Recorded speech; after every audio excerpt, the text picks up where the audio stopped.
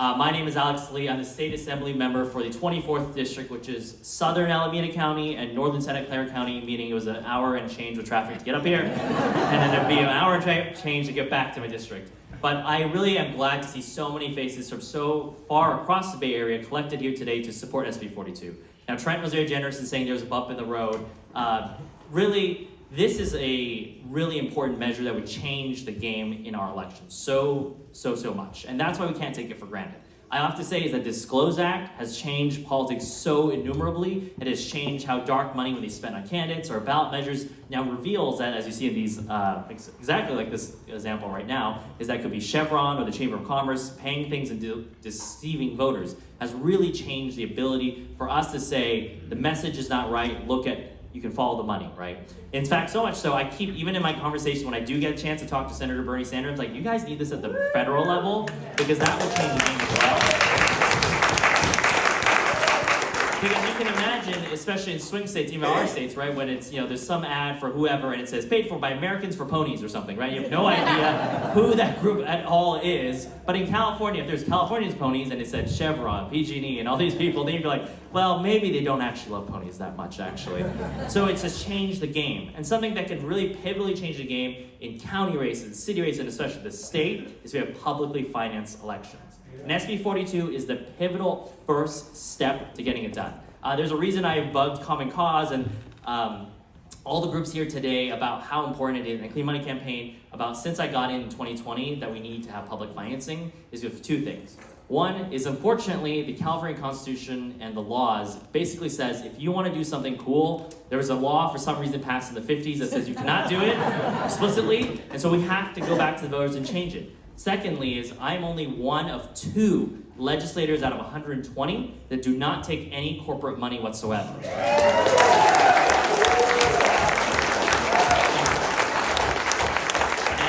Especially being in a room of people who share the value for grassroots democracy, you also understand how difficult it is. I have run several times in my 5 years against people who unscrupulously will get a check from a certain company, their super PAC, their trade association, and then also their independent expenditures to come attack me. But I have remained steadfast in my promise since 2019 when I was first elected. And just like Mary Ishii, I was never elected before. I was super young. In fact, no one thought I was going to win, including myself. I did not think I was going to win. The next Democrat had 16x amount of money than I did, so we were like, probably going to happen, right? But at the doors is where we won, because we went to neighbor, every tiny barbecue and every event that happened, and this was just before the pandemic too, so it was literally right before the pandemic, and we shared our vision of a bold, progressive vision that said there was housing, healthcare, and education for all, and was not controlled by billionaire oligarchs. Unfortunately, we have slid a little bit closer to what I said we shouldn't have than what we should have today, but it does say the importance of why we need more grassroots democracy.